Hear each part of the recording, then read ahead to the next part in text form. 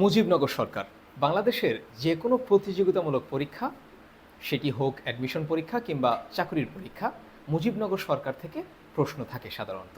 এজন্য এই টপিকটি অনেক বেশি গুরুত্বপূর্ণ মুক্তিযুদ্ধের টপিকগুলোর ভেতর থেকে। আজকে আমরা মুজিবনগর সরকার সম্পর্কে বিস্তারিত জানার চেষ্টা করব। যেই তথ্যগুলো জানলে আমরা পরীক্ষায় নাম্বার পেতে পারবো, সেই তথ্যগুলো আমরা একবারে জেনে ফেলব। শুরুতেই আসি, এই যে মুজিবনগর সরকার, এই মুজিবনগর সরকারটি 1971 সালের 10 এপ্রিল বাংলাদেশের অস্থায়ী প্রবাসী সরকার গঠিত হয়। অর্থাৎ বাংলাদেশ 10 এপ্রিল 1971 সালে যে অস্থায়ী সরকারটি গঠিত হয়, তারই আরেক নাম হচ্ছে মুজিবনগর সরকার।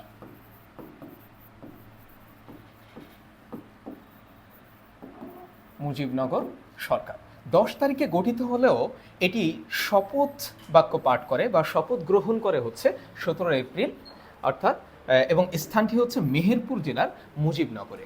এই মেহেরপুর জেলার মুজিবনগরে যে স্থানটিতে মুজিবনগর বলে আমরা ডাকছি, এটির পূর্ব নাম ছিল বৈদ্যনাথ তলা। বৈদ্যনাথ তলা পরবর্তীতে এই নাম পরিবর্তন করে বঙ্গবন্ধু শেখ মুজিবুর রহমানের নামে নামকরণ করে নাম দেওয়া হয় মুজিবনগর।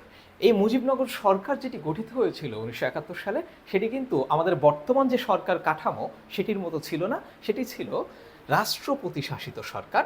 এই তথ্যটিও আমাদেরকে মনে রাখা দরকার। এরপরে আসি, এই মুজিবনগর সরকারের সদস্য কারা ছিলেন।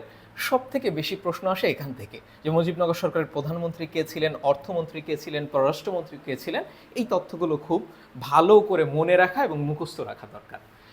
শুরুতে আসেন, মুজিবনগর সরকারের রাষ্ট্রপতি এবং মুক্তিযুদ্ধের সর্বাধিনায়কের দায়িত্ব পালন করেছেন বঙ্গবন্ধু শেখ মুজিবুর রহমান। এবং আমরা সবাই জানি বঙ্গবন্ধু শেখ মুজিবুর রহমান তখন ছিলেন কারাবন্দী, তিনি জেলখানায় ছিলেন। পশ্চিম পাকিস্তানে তিনি সে সময় অবস্থান করছিলেন জেলখানায়। এই জন্য তার অনুপস্থিতিতে একটি পদ রাখা হয়, যার অনুপস্থিতিতে উপরাষ্ট্রপতি তার দায়িত্ব পালন করবেন, এবং তিনি হলেন সৈয়দ নজরুল ইসলাম।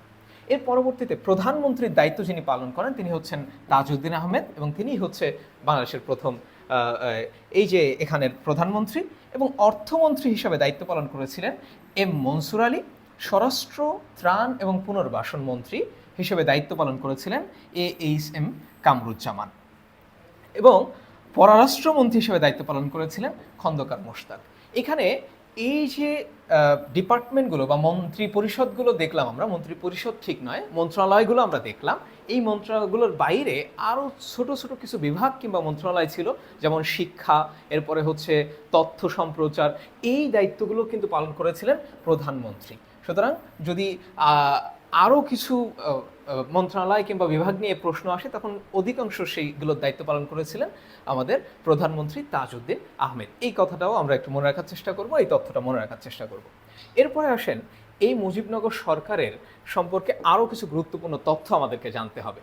গুরুত্বপূর্ণ তথ্য কি, 1971 সালের 10 এপ্রিল প্রণীত যে স্বাধীনতার ঘোষণাপত্র যেটি জারি করা হয়, সেই ঘোষণাপত্র ছিল আমাদের প্রথম সংবিধান। এবং এটি ওই যে 10 এপ্রিল যেদিন মুজিবনগর সরকার গঠন করা হয়, সেদিন কিন্তু এটা জারি করা হয়। এরপরে আমরা দেখতে পাই 10 এপ্রিল স্বাধীনতার ঘোষণাপত্র অনুসারে 26 মার্চ আমাদের স্বাধীনতা দিবস। অর্থাৎ 10 তারিখে এটি ঘোষণা করা হলেও এটির কার্যকারিতা শুরু হয়ে যায় কিন্তু এই 26 তারিখ থেকে। এবং স্বাধীনতা দিবস, তার কারণ হচ্ছে এটি হচ্ছে স্বাধীনতা ঘোষণা করা হয় 26শে মার্চ। বঙ্গবন্ধু শেখ মুজিবুর রহমান 26শে মার্চ কিংবা হচ্ছে 25 মার্চের রাতে যে ঘোষণাটি দেন, সেটি হচ্ছে আমাদের স্বাধীনতার ঘোষণা। এবং মুজিবনগর সরকার যেটি প্রণয়ন করেন বা জারি করেন, সেটি হচ্ছে স্বাধীনতার ঘোষণাপত্র। এই দুটির পার্থক্য আমরা খুব ভালো করে মাথায় রাখতে হবে, আমরা কিন্তু পরীক্ষায় আসলে এটা গুলিয়ে ফেলি। এখন আসেন, পরবর্তীতে 1971 সালে 17 এপ্রিল মেহেরপুর জেলার বৈদ্যনাথতলা গ্রামে মুজিবনগর সরকার শপথ গ্রহণ করে। এই তথ্যটি তো আমরা একটু আগেও আপনাদেরকে বলেছি। এরপরে আমাদের যেটা মনে রাখা দরকার সেটি হচ্ছে আরও কিছু তথ্য। সেটি হচ্ছে শপথ গ্রহণ যে অনুষ্ঠানটি হয়েছিল মুজিবনগর সরকারের কত তারিখে, 17 এপ্রিল। এই শপথ গ্রহণ অনুষ্ঠানটি পরিচালনা করেছিলেন আব্দুল মান্নান। এবং স্বাধীনতার ঘোষণা পত্র যেটি জারি করা হলো, কত তারিখে জারি করা হলো, 10 তারিখে জারি করা হলো। সেটি পাঠ করা হয়েছে 17 তারিখে। এই পাঠটি করেন হচ্ছে অধ্যাপক ইউসুফ আলী। তাহলে স্বাধীনতার ঘোষণাপত্র জারি করা হয় 10 তারিখে, কিন্তু সেটি পাঠ করা হয় 17 তারিখে, এবং সেটি পাঠ করেন কে? পাঠ করেন অধ্যাপক ইউসুফ আলী। অনুষ্ঠান পরিচালনা করেছেন কে? পরিচালনা করেছেন আব্দুল মান্নান। বঙ্গবন্ধু শেখ মুজিবুর রহমানের নামে বৈদ্যনাথ তলার নামটি পরিবর্তন করে মুজিবনগর রাখা হয়, সেটি আমরা ইতিমধ্যেই পড়েছি।